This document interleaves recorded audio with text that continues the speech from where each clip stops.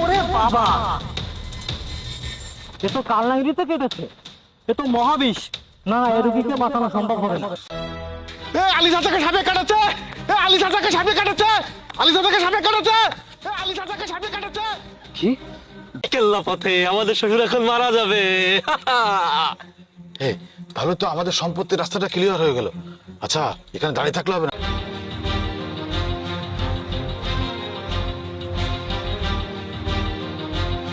বড় ভাইজান, বাবাকে দ্রুত হাসপাতালে নিতে হবে। চলো আমরা কাঁধে করে নিয়ে যাই। কি বলছেন বড় ভাইজান?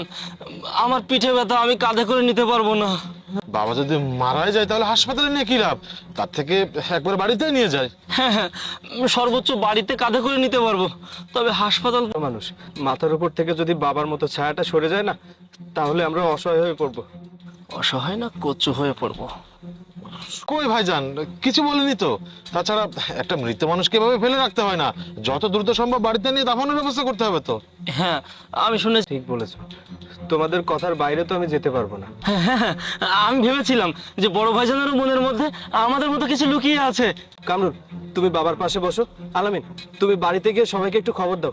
আমি একটা ওঝা ডেকে নিয়ে আসি, যদি কিছু করা যায়। আরে ভাইজান, আবার ওজার দিকে কেন? তোমাদেরকে যা বললাম তাই করো। জি ভাইজান, আমি তাহলে বাড়ি যাচ্ছি, বাড়ি যাচ্ছি।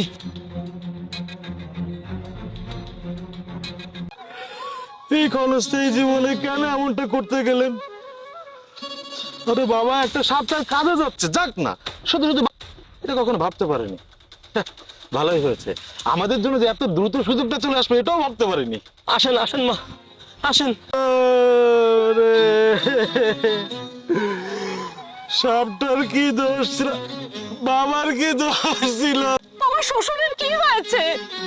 কি আর হবে মা, বাবা একটু সাপকে আঘাত করেছে, সাপ। জামাই বাবাজি, তুমি এসব কি বলছো? তোমার কথার আগামাথা তো কিছুই বুঝতে পারছি না। মা, আমি বলছি মা। পেলে আমার এসব কেন মেলে না? বাবার এই অবস্থা দেখে আমার মেরে কোনো কাজ করছে না। এভাবে বসে আছো কেন? বাবাকে হাসপাতালে নেওয়ার ব্যবস্থা করো। হেই, তোমরা কি বোকা নাকি? বাবাকে সাপে কামড় দিয়েছে আর তোমরা কিছু করছো না? শ্বশুরকে হাসপাতালে নিতে হবে। মা, এটা হাসপাতালের কেস না, অনেক বড় একটা বিষধর সাপে কামড় দিয়েছে। জানুসাকে আনতে পাঠিয়েছি। তাহলে ওঝাকে ডাকো, বসে আছো কেন? মা, আপনি এটা কি বলছেন? আমরা বসে আছি, তারপর বাবার পাশে একা একা বসে বাবাকে কত দুঃখের কথা শুনিয়েছি, আর আপনি বলছেন আমরা কিছু না করে বসে আছি। আমি ব্যবস্থা করো। আর চিন্তা করতে হবে না, আমরা চলে এসেছি। ওঝা ভাই, দেখুন তো বাবা জীবিত আছে কিনা। কামরুল ভাই তো ঠিক কথা বলেছে।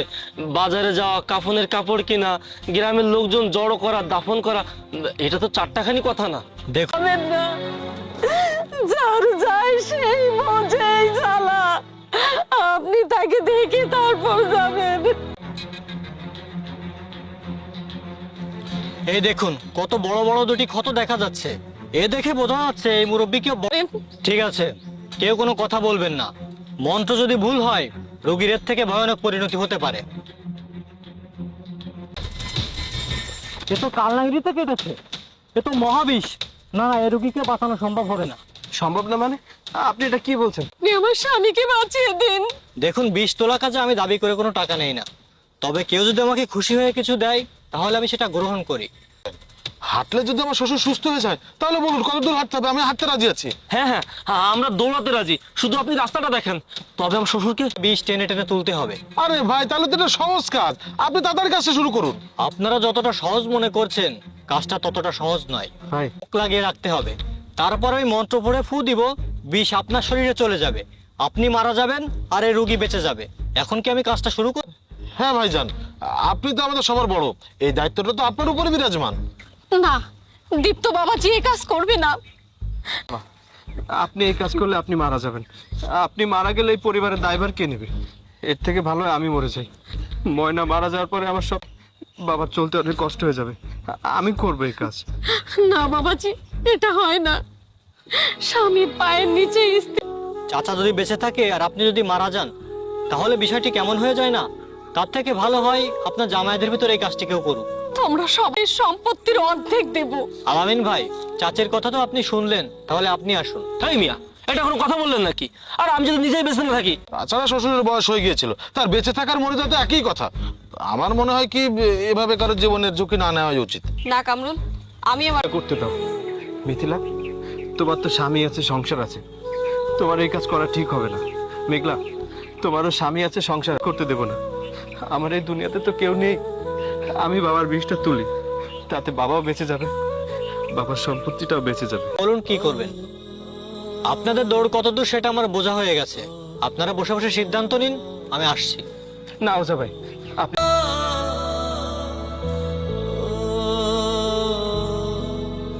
মা, আমাকে ক্ষমা করে দেবেন।